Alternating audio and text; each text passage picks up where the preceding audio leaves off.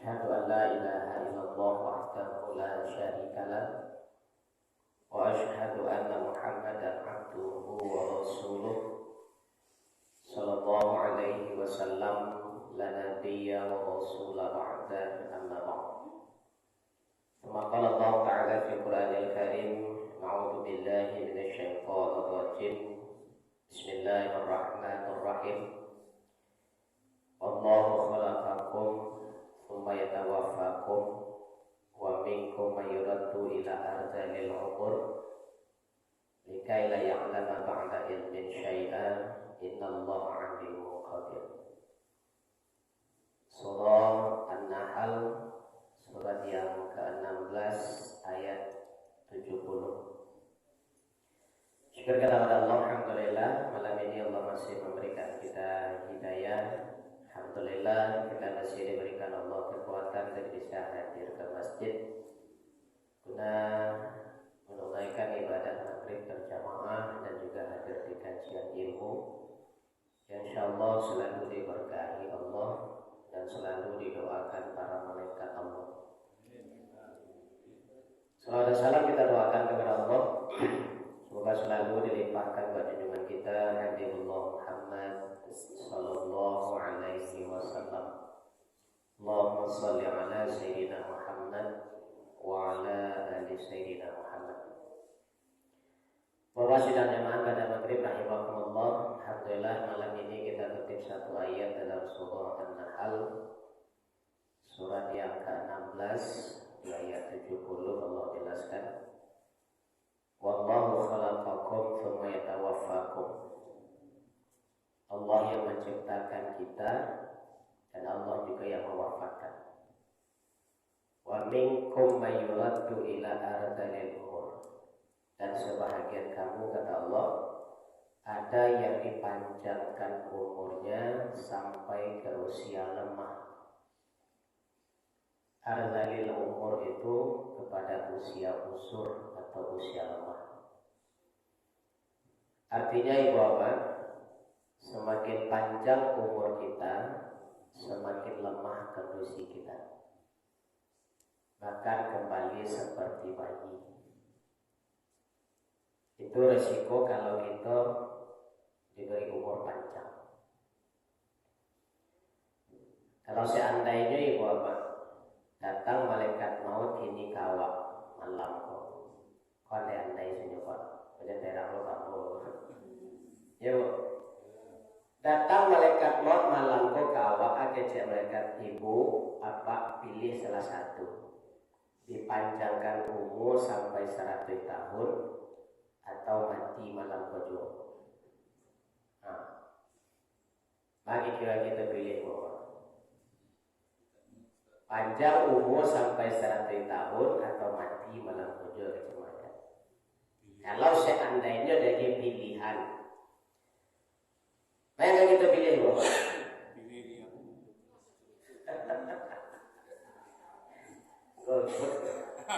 Pilih dia Kalau kita pilih panjang umur, makin panjang umur tadi, makin lama. Karena Allah jelaskan dalam Yasin yang 68 kan. Kita coba di Yasin Bapak. Wa man nu'amirhu nunakkishu fil khalqi afala ya'qilun. Siapapun yang kami panjangkan umurnya, kata Allah, pasti kami kembalikan kepada keadaan semula. Dewa balik ke anak-anak. Jadi makin panjang umur, kondisi fisik awak semakin lama. Jadi bisa jadi awak makin panjang umur, ketergantungan di orang lain apa? Satu dibantu, agak ditolong, lalu ditolongan gitu. Duduk ditolongan, gitu. Makan pun kadang ditolong. Syukur-syukur kau yang maafin awak sabar, kau ingat? Nah itu kondisi kalau berumur panjang. Yang kedua resikonya makin panjang umur, makin menurun daya ingat. Kalau dulu awak pinjam istilah orang kini, Bapak, umur 60 sampai 80 itu kecilnya PDI. Tahu PDI, Bu? Penurunan daya ingat. Kalau di ATH 80 PDIP lah. Penurunan daya ingat dan pikun. Orang partai. Itu risiko. Tapi kata Rasulullah itu apa? Pikun atau lupa itu disebabkan oleh setan.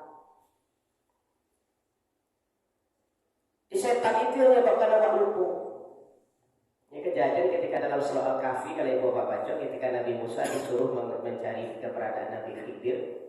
Ciri-ciri keberadaannya kata Allah, dia hidup di lautan yang ketika engkau masukkan ikan mati langsung hidup dan berenang. Nah, disitulah Nabi Khidir kata Allah. Maka diajaklah muridnya Yusa ibn Nun ini. Yusa ibn Nun setelah Nabi Isa, sudah Nabi Musa meninggal, yang berhasil membawa orang-orang Bani Israel ke daerah Palestina sekarang. Kalau orang Nasrani menyebutnya Yosua, tapi nama aslinya Yusa ibn Nun. Nasrani menyebutnya dengan sebutan Yosua. Kata Nabi Musa, kita bawa bekal ikan bakar. Nah, tujuannya kedua untuk makan, kalaulah untuk membuktikan di mana keberadaan Nabi Khidir. Ternyata dalam perjalanan nih Bapak, begitu sampai di laut sampai Nabi Khidir tadi, ikan yang di dalam simpanan sampai letak makanan si Yusa itu tadi melompat keluar Bapak. Ikan bakar tadi masuk ke air laut itu langsung hidup berenang. Yusa itu lupa bagi tahu. Begitulah tiba jam makan siang, ketika Nabi Musa istirahat mulailah jamnya makan siang, pokoklah bekal tadi. Ketika Yusa itu ikan tadi melompat di laut situ langsung hidup berenang. Ketika Nabi Musa di situ sampai Nabi Khidir tu je. Apa yang situ lihat tu? Ya Allah lupa dengan gara-gara setan yang memang lupa. Nah, jadi yang menyebabkan kita lupa dan pikun itu adalah setan. Nah kata Rasulullah, kullu da'in dawa'un illa da'i. Setiap penyakit itu pasti ada obatnya kata Rasulullah kecuali dua. Dua itu. Pertama hawamun dua ada dobe. Barasa kecewa kan menyuruhan tidak bisa. Itulah terbukti dia Pak. Ambo selalu cari penampilan seorang menteri, tapi menteriku segala urusan. Raja Jokowi segala urusan, Pak Aye yang ngurus, Kabui yang ngurus, Covid yang ngurus. Nah, LBP Pak.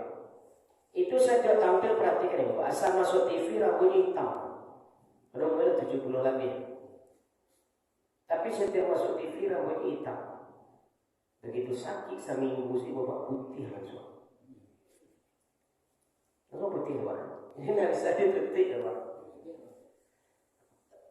Ya itulah tubuhnya masih ditutupinya. Ada giginya hitam tadi rambutnya. Setiap tampil di media TV, di masih TV kita jelek, tetap hitam rambutnya. Jadi penampilannya mundur tadi. Tapi begitu sakit seminggu saja Bapak putih langsung. Dia tua tak bisa diubah. Yang kedua al-maut, mati nak diubah. Nah, dia kata Rasulullah, kalau lupa dan pikun itu disebabkan oleh setan, berarti ada ubahnya. Di malam ini Bapak bahas tentang ubah pikun selain pada isu orang tua hanya pikun apa? Kalau banyak ada tua macam dia, nangkat tua lelo.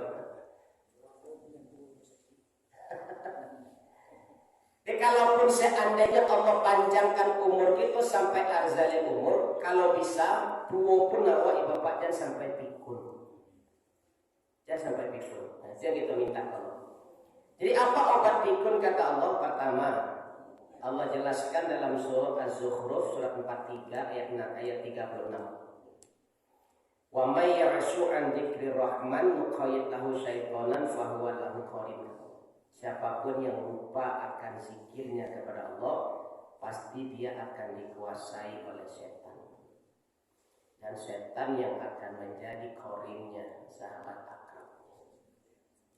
Artinya Bapak, orang yang rajin berzikir, insya Allah tidak akan naik pikun. Karena zikir itu apa artinya Pak? ingat. Kalau ingat tentu tidak lupa lagi. Namun saya ingat nah itu. Zikir itu artinya ingat. Jadi kalau kita selalu ingat tidak akan lupa.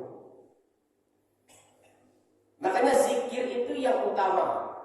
Obat zikir, obat pikun yang pertama itu zikir. Kata Allah dalam surah Al-Anbiya surat 21 ayat 50, zikir yang paling besar itu adalah Al-Quran. Berarti orang yang rajin mengaji, orang yang rajin baca Quran, orang yang rajin berzikir, insya Allah akan kanai pikun. Karena sifatnya setan itu khannas, min syarril waswasil khannas. Dia berbisik ke dalam diri manusia, tapi kalau bisiknya tidak didengar, khanasnya mundur. Tapi dia tidak menyerah. Alladzi yuwaswisu fi sudurin, ini tetap berbisik. Coba bayangkan giginya setan itu untuk mengajak orang ke neraka, sangat tanggung gigi. Tak ada pantang menyerahnya. Sedetik sebelum mati pun masih diajak menuju orang ke neraka. Maka kata Rasulullah, idza dzakharallahu khannas. Kalau awal zikir kepada Allah, setan akan mundur, menghindar. Kenapa itu?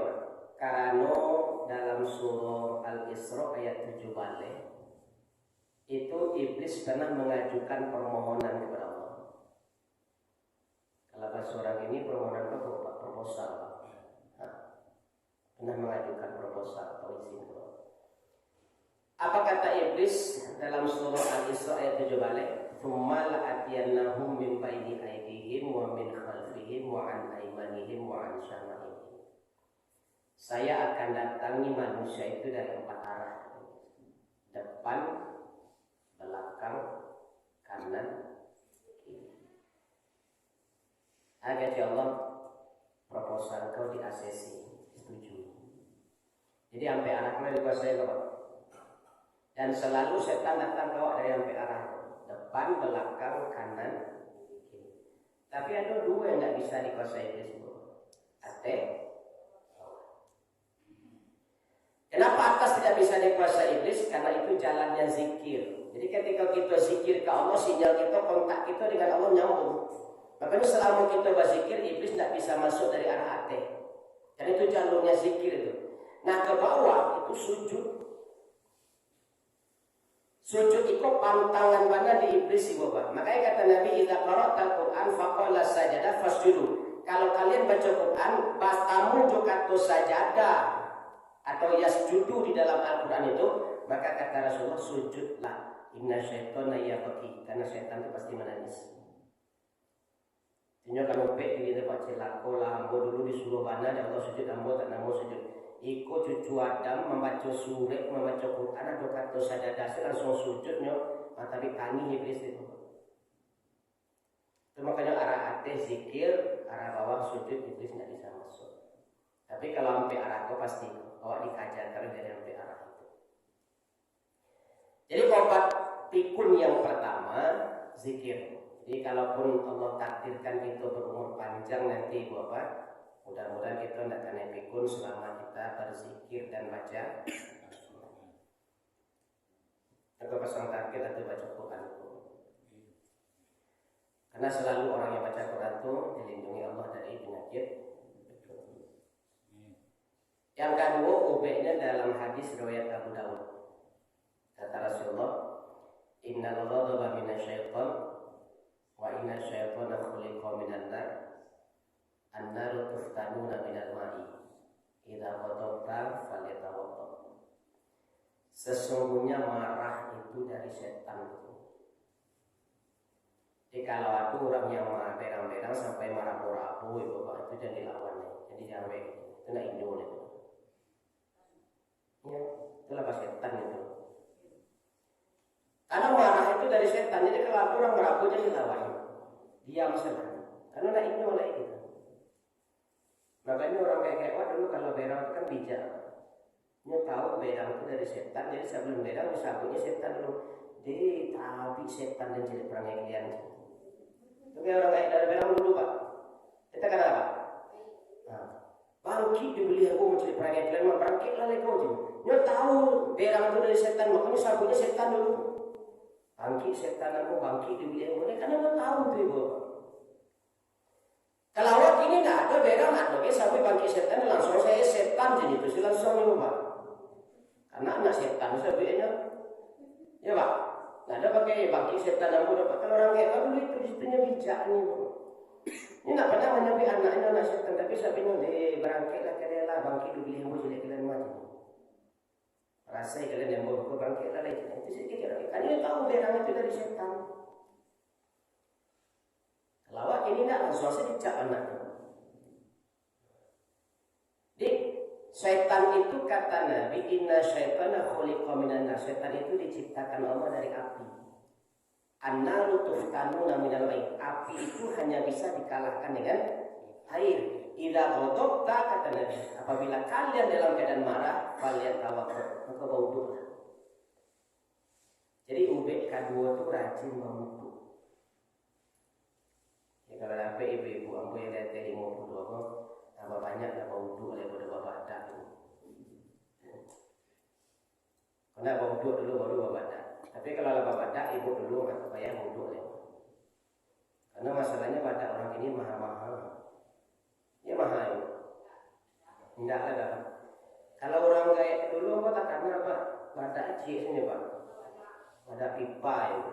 Kalau nomor sampai limo. Itu tahu karena bocor malian dulu. Kalau pakai badak bareng ibu pak. Ambo dulu pai sore maghrib kama kasurau lebih mengaji. Ya cocok tagakau orang lain. Di simpang, di belok itu. Orang kayak itu sudah mandi, wudu, sudah wudu dia pakai badak bareng. Oh, dia pakai mau pernah di luar jalan itu pasti melewati kuburan ke surau itu. Pas di simpang itu tak kagau tu pak. Kau putih pakai kemo kena putih je. Kira orang kayak badak bareng. Orang kayak dulu sudah wudu dia pakai badak bareng pak. Kalau saya cik, maghrib itu, kacau itu. Nah, itu cerita kaji kalau lebih soal maghrib. Apalagi melewati kuburan sampai ke surau itu. Ada bapak kagau di simpang itu. Jadi kata Nabi idza awaita ila firashika falyatawaddu diwudu'i li shalah. Kalau kalian mau tidur kata Nabi berwuduklah seperti berwuduk untuk sholat. Karena orang yang berwuduk nak akan digaduh oleh setan. Dan orang yang berwuduk kalau nak akan mimpi buruk.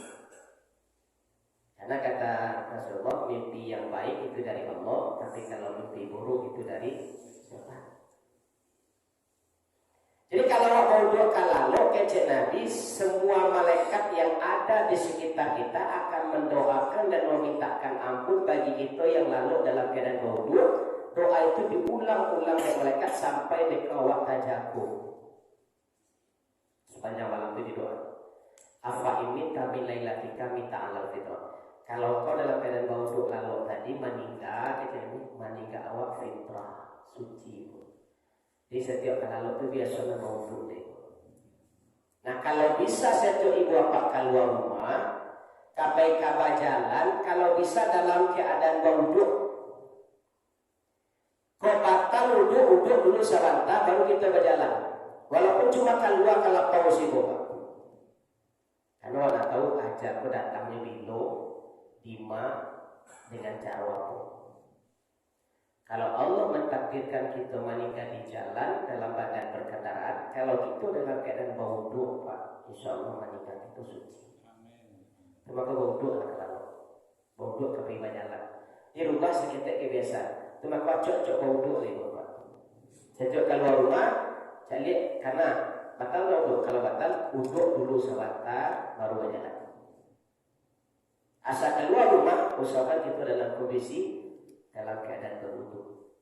Kita tak tahu ajar kita di rumah. Dimaka diambil di Allah lah dengan cara apa lah yang jadi kita siapkan diri kita dulu. Makanya kita kondisikan diri kita setiap keluar rumah selalu dalam keadaan sedang berwudu. Di orang yang berwudu dan kayak di setan dan insya Allah akan ikut. Yang ketiga, Allah jelaskan dalam surah Al-Anfal. Surat yang ke-8 di ayat yang 11. Kata Allah, "Idhiwashikumun nu'as." Kami ciptakan hantu agar kalian bisa istirahat dengan tidur. Itu sunatullah diubah mengantuk, itu sunatullah jadi lawan. Kalau mengantuk matu laluan. Itu makanya kalau sunatullah itu lawan dibawa anjuk awak dapat celaka jadinya. Mudaratnya ke awak kayaknya.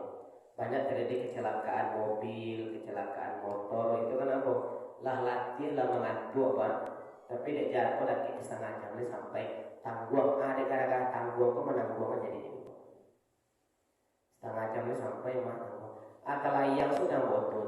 Atalayang, motor melayang, motor melayang. Jadi gara-gara apa? Melanggar sunatullah.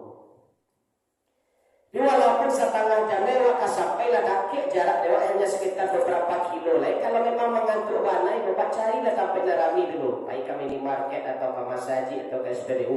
Lalu Allah tak sekali kos perampek jam setengah jam. Lain kantuk tu jalan lagi. Jadi langgar sunatullah. Allah mengatakan, aku ciptakan kantuk supaya kalian bisa istirahat dengan tidur. Dan aku ciptakan air kata Allah untuk menghilangkan kantuk itu balik. Jadi kalau lah buih lalu, lah hilang kantuk tu, supaya segar balik, cuci lah muka tu, tahu wuduk balik. Kemudian kata Allah, ketika pada saat kita tidur, ibu bapak, badan awak kopak jadi tampek pembuangan kotoran setan.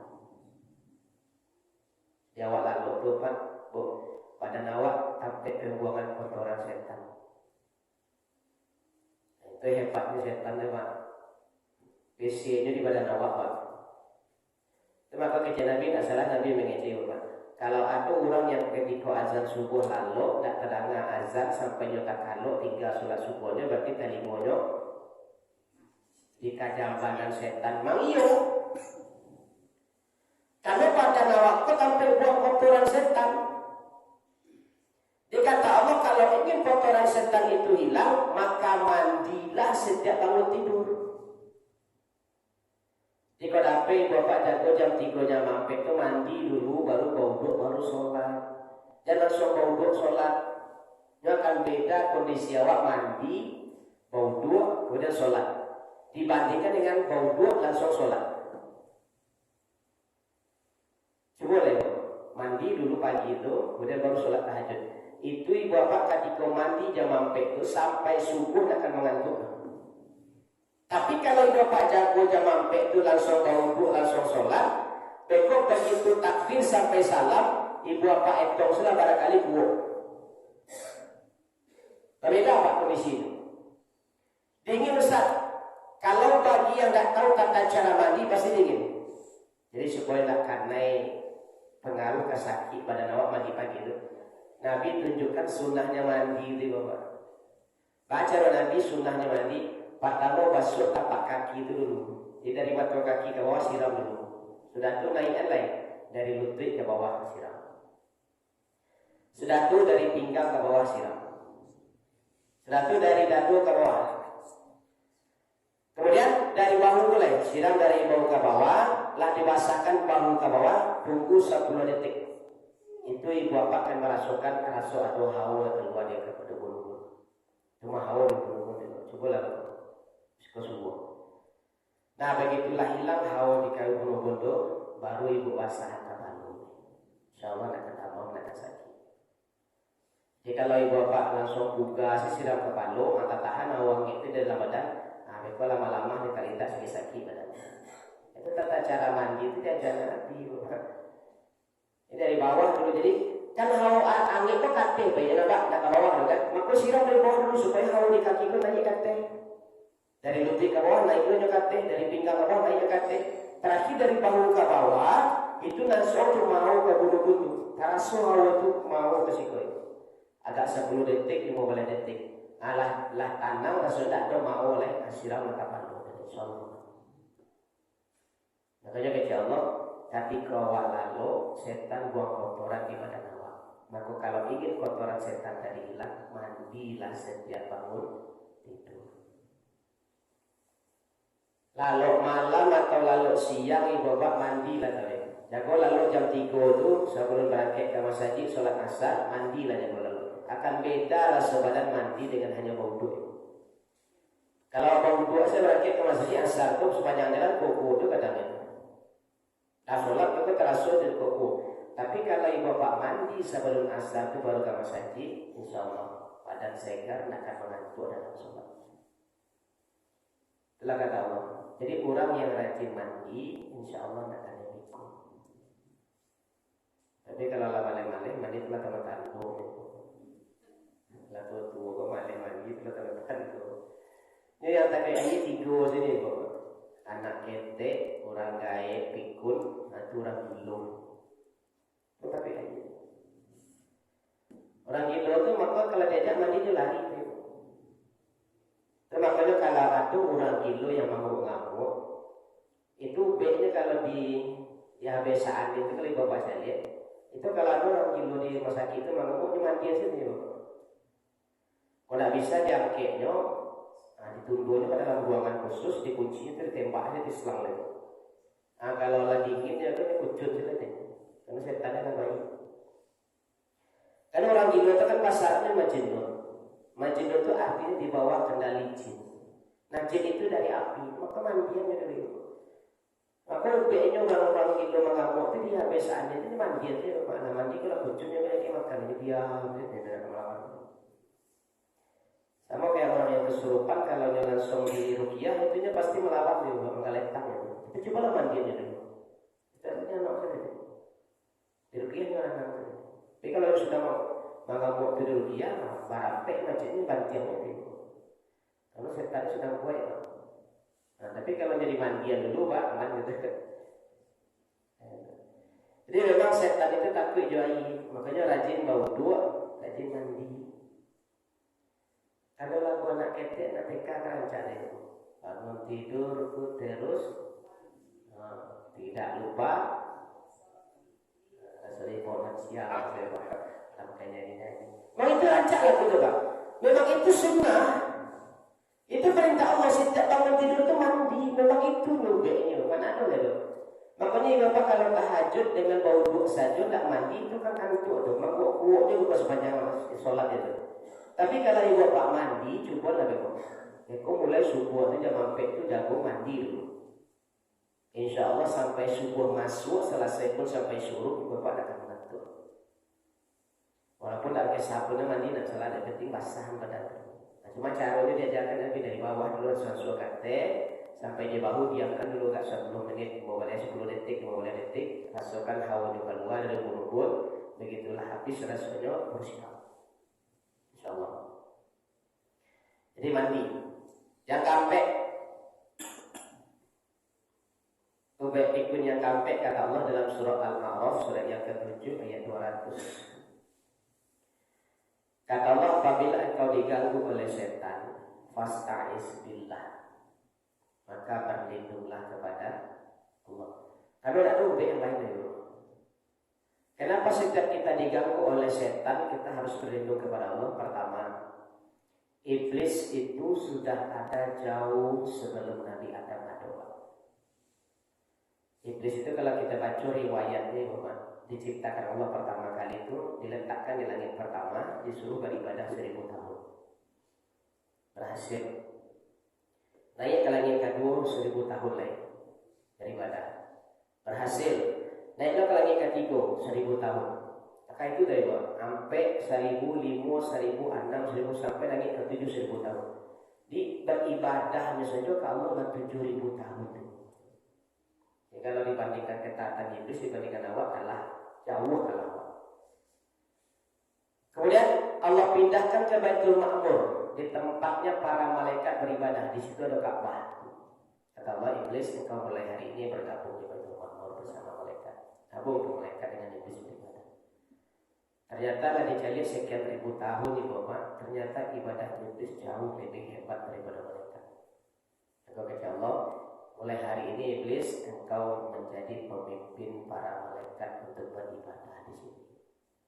Nah, ketika Allah tetapkan iblis sebagai pemimpin, Bapak, aroma ongeh tercium dari Allah.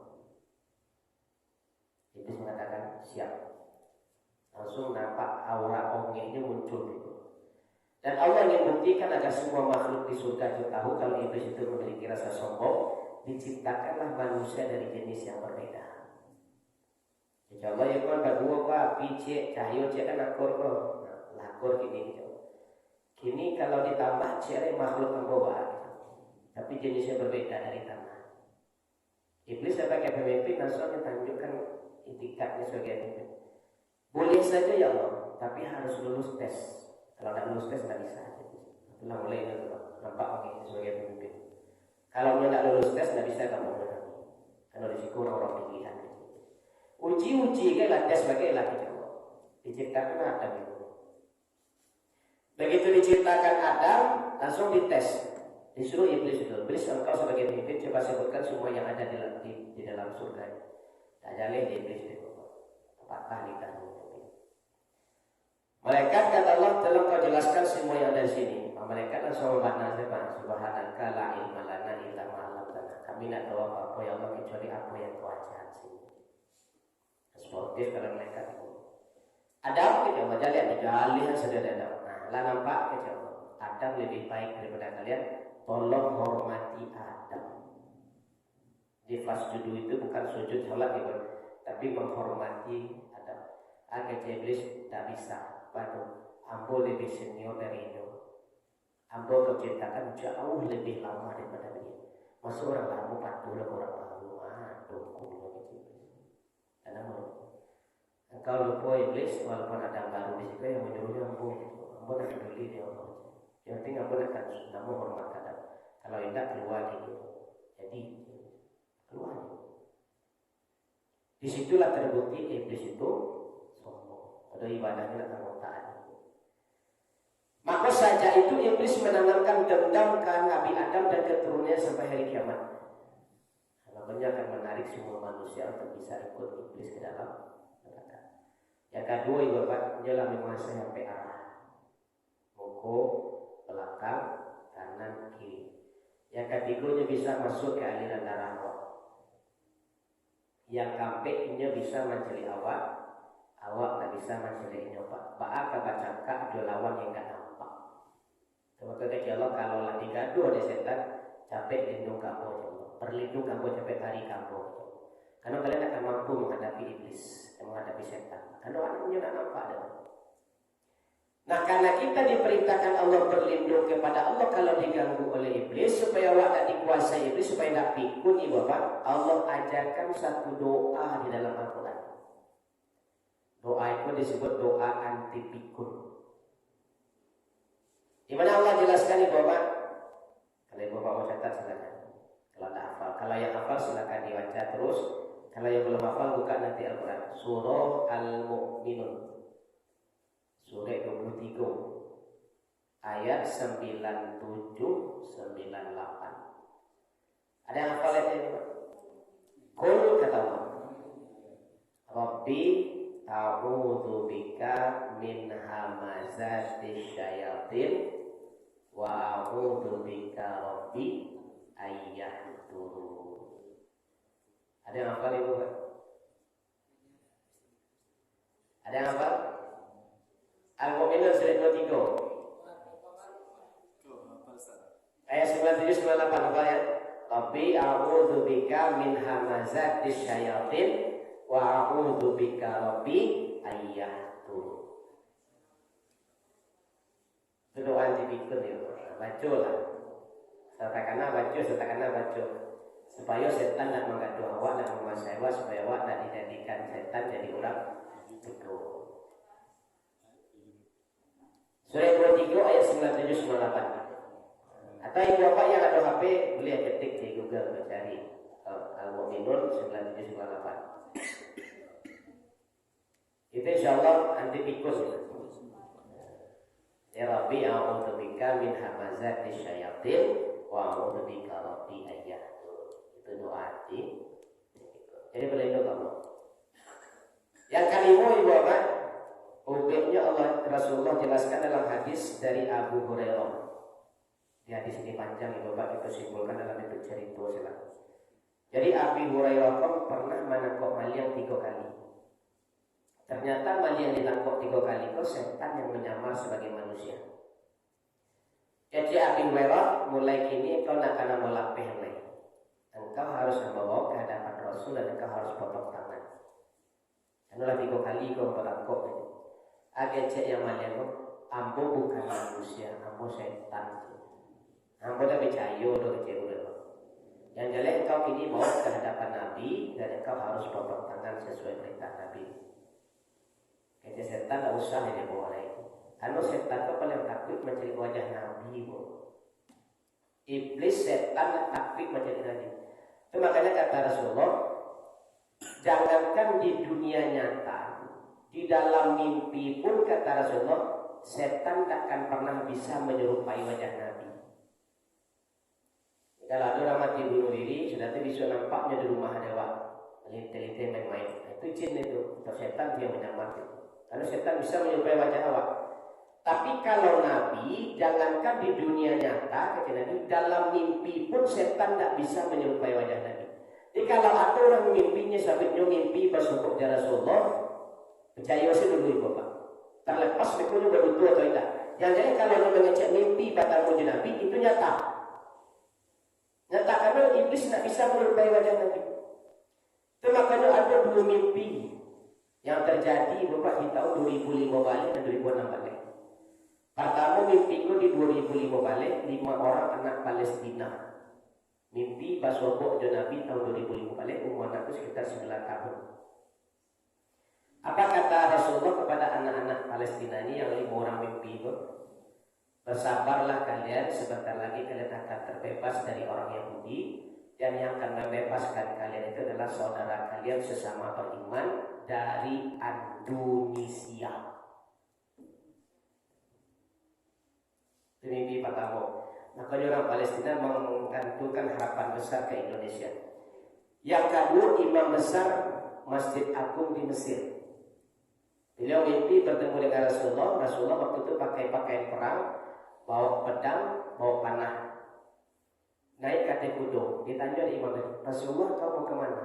Saya akan langsung ke Palestina memimpin perang dengan orang Palestina untuk membebaskan Palestina dari Yahudi. Mana pasukanmu untuk ke sana Rasulullah? Rasulullah naik ke atas bukit, diikuti di imam tadi. Itu mereka. Dicari bapak tentara pun nak terorami, saya jauh mata memandang dan nampak ujung. Dari mana pasukan yang kau bawanya Rasulullah? Mereka itu adalah tentara-tentara pilihan dari Indonesia, bukan itu. Makanya Palestina di Indonesia tidak bisa dipisahkan. Maka orang Palestina sangat kayak topi ke Indonesia. Maka satu-satunya kemerdekaan yang diperingati cuma di Palestina di Indonesia. Karena setiap bulan kiriman bantuan itu masuk ke Palestina. Maka dari 2010 Ibu Bapak kan pemerintah kita Kota Padang, pemerintah Provinsi Sumbar kan BPD Donahan minta nambah sumbangan ke Palestina. Itu sampai. Bahkan satu-satunya rumah sakit yang ada di Gaza, rumah sakit Indonesia. Yang kemarin dibombardir, sengaja dibombardir Israel, karena di situ sedang ada pasien 5.000 jiwa dihantam. Coba ya kan? Karena dia lakeram dari Indonesia. Terima kasih sampai keluar ancaman dari panglima perang Indonesia kalau masih model ekojo kami beri model Palestina. Cukulah gitu. Akan cek Rusia, cukulah sekarang Indonesia. Kami dulu yang maju ke cek Rusia. Ke cek Iran kami dulu ke cek Korea. Cina pun ke cek kami yono cek. Karena Cina sudah Arab ya akrab Indonesia ini loh. Cina pasti mendukung Palestina. Makanya jadi Bapak. Dan kini orang-orang Israel angkat tangan karena itu kritikan orang-orang Indonesia, netizen Indonesia kok tajam-tajam ya, sampai tapi tangi tentara Israel itu. Memana-mana lah Tuhan dia nilai kena ini serang dari itu. Makanya hari ini Israel itu bangkrut kenapa? Boykot itu tidak hanya di Indonesia tapi di seluruh dunia. Itu masalah mimpi tadi. Nah kalau setan takut bersodoknya Nabi, nyumbuk Abu Hurairah. Nah itu adalah sahabat Nabi. Kalau engkau batalkan ambo menghadap ke Rasulullah, ambo tunjukkan satu amalan yang ketika engkau baca itu, engkau akan kami gaduh. Itu dia setan. Ambo ajar satu amalan yang ketika engkau lakukan amalan ini, engkau akan kami gaduh lagi setan. Engkau setan mana buka coki di rumah. Setan buka coki. Akan cek orang ajan dulu baru berlebihan. Kita lebih jadi lah orang kalau dilakukan itu lari kan kok. Tunjuk dulu ke cek orang. Kalau kau tunjukkan baru berlebihan. Akan cek setan ila awaita ila firoshika fakro ayat al-kursi. Kalau kau langayat kata sampai lalu cek setan baca ayat kursi kau akan kami gaduh itu. Jadi baca ayat kursi kalau orang kau setan kau coki kau setan kau coki surah kau. Itu makanya ayat yang paling ditakuti setan itu 3. 5 ayat pertama Al-Baqarah, 2 ayat di tengah ayat kursi dan la ikraha fiddin itu, yang ketiga 3 ayat terakhir Al-Baqarah. Lillahi ma fis samawati wa sampai habis. Itu maka itu ayat sebagai itu ruqyah gitu. Makanya kalau ibu bapak tak ingin ada setan ada jin di rumah itu, putar Al-Baqarah itu di rumah itu murotal. Putar dari alif lam mim itu sampai habis itu. Putar-putar asal Al-Baqarah di rumah ibu takut setan masuk. Karena dia paling takut jual Al-Baqarah. Karena di 3 ombaknya takut. Makanya kata Nabi, siapa yang baca ayat kursi 1 kali sebelum tidur, Allah datangkan 70.000 malaikat menjaga rumahnya. Itu nak kata Isa, dia orang mengirim buru-buru. Yang kedua, yang membaca ayat kursi 1 kali setiap kali selesai sholat wajib, dia ketika berzikir itu apa? Sebelum baca subhanallah 33 itu tambah ayat kursi sekali. Ya kan Rasulullah la ilaha illallah wa la mata salam. Tambah ayat kursi dulu baru subhanallah alhamdulillah Akbar 33. Nah kata Nabi, siapa yang membaca ayat kursi selepas sholat wajibnya sebelum berdoa, maka tidak ada yang menghalangi antara dia dengan surga kecuali hanya kematian. Artinya awak kalau baca ayat kursi setiap sudah sholat wajib, awak akan dimasukkan Allah ke neraka surga, tapi terhalang kini dengan apa? Awak akan mati. Jadi yang menghalangi awak dengan surga kata Nabi adalah kematian. Kalaulah meninggal ke surga awak. Atau maka kata Nabi jangan tinggalkan membaca ayat kursi setelah sholat wajib. Jadi 5 kali itu. Sudah subuh sebelum berdoa, sudah zuhur, asar, maghrib, isya sebelum berdoa baca ayat kursi dulu, baru lanjut dengan doa. 5 berpikir dulu, kita kena. Pertama, zikir dan baca Al-Quran. Yang kedua, wudu. Yang ketiga, mandi. Yang keempat, doa tadi Al-Mu'minun ayat 97-98. Yang kelima, ayat kursi. Ini macam 2000 rajin baca ayat kursi dulu. Tapi takdirlah dapat kursi ni kau. Ya Pak.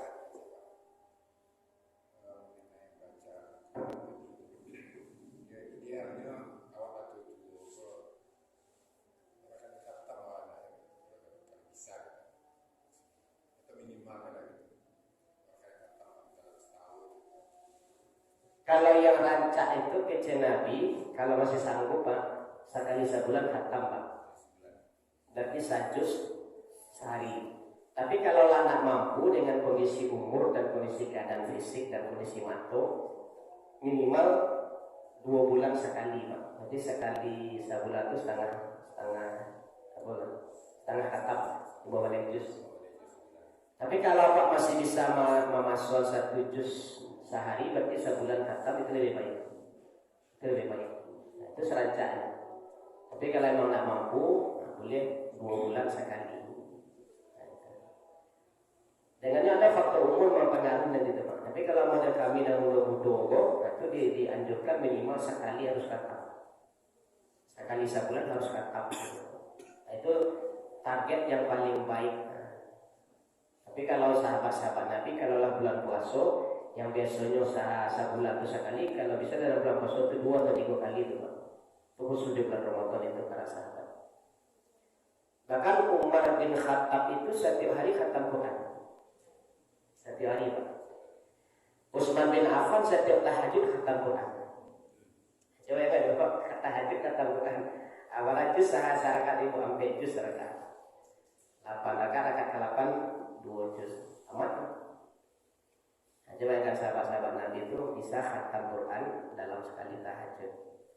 Umar bin Khattab sekali dalam sehari khatam Quran. Awas itu sebulannya tak berkah nama. Sekali setahun ya. Kalau Adam itu kata-kata.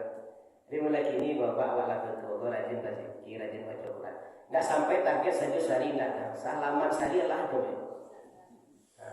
Indahnya kalau salaman saya indah aja leh akan kelurah saja leh. Enggak sering kita tidak mampu saja leh Pak. Coba.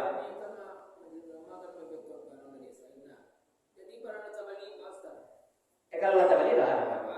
Ya kan saja ditetapkan saja. Karena nata bali itu makanan. Ya.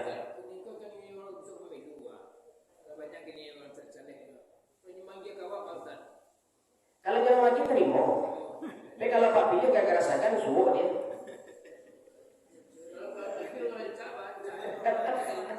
Jadi kalau lagi bantuan habis mati tolak. Apa akan ya kalau menjadi orang yang berapa banyak orang yang Pak. Tiba-tiba bermama lagi bantuan, tiba-tiba datang mau saja lagi bantuan. Ini banyak orang yang kita Pak menjadi orang yang berapa. Ya. Kalau lagi terima. Masalah minta yang enggak minta terus awak lain. Apa dari mau malah besok. Kalau Pak dipasir, Pak terima sembako apa Pak harus pilih apa aja jangan. Jatuhlah langsung. Tapi kalau yang nak lebih memilih Pak kau bantuan. Kalau bantuan terima Pak. Karena ada doa nolak sakit dan nak.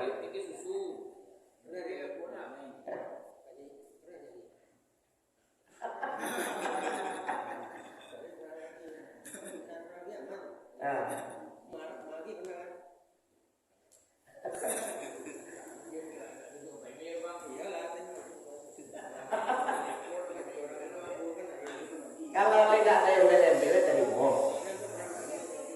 Lewat. Baik, jadi insya Allah jaga-jaga sendiri. Makanya pas hari tanam 3 hari sebelum hari H memilih itu Pak sudah istiqoroh lah. Sudah istiqoroh Allah minta pilihan. Pilihan ya Allah dia yang akan menjadi pemimpin yang amanah. Kalau tidak amanah tapi pemimpin yang zalim kita pilih nanti hanyalah masalah petangan di akhirat itu. Ya Allah, aku masuk neraka karena bersuah ambo. Ini masuk neraka karena memilih ambo. Ya salahnya tidak. Ini kayak itu sih. Ini lah pedangan saja Pak. Ya, ambo masuk neraka karena bersuah ambo. Ini masuk neraka karena memilih ambo. Ya salahnya Pak. Pilih ambo dulu. Maka hati-hati milih Pak. Kalau saksi besok. Makanya istiqoroh lah. Pas hari tanah kan udah 3 hari sudah hari tentang itu semua atribut dilapih. Asal istiqoroh kita 3 hari dulu. Minta Allah yang memilihkan untuk apa? Habis itu dia di dalam itu tak rasa dia milih syanu. Dan itu tuntunan dari Allah. Baik, Bapak kita cukupkan. Kita tutup dengan doa kafaratul majlis. Subhanaka Allahumma wa bihamdika asyhadu an la ilaha illa anta astaghfiruka wa atubu ilaik. Bila taufiq wal hidayah. Assalamualaikum.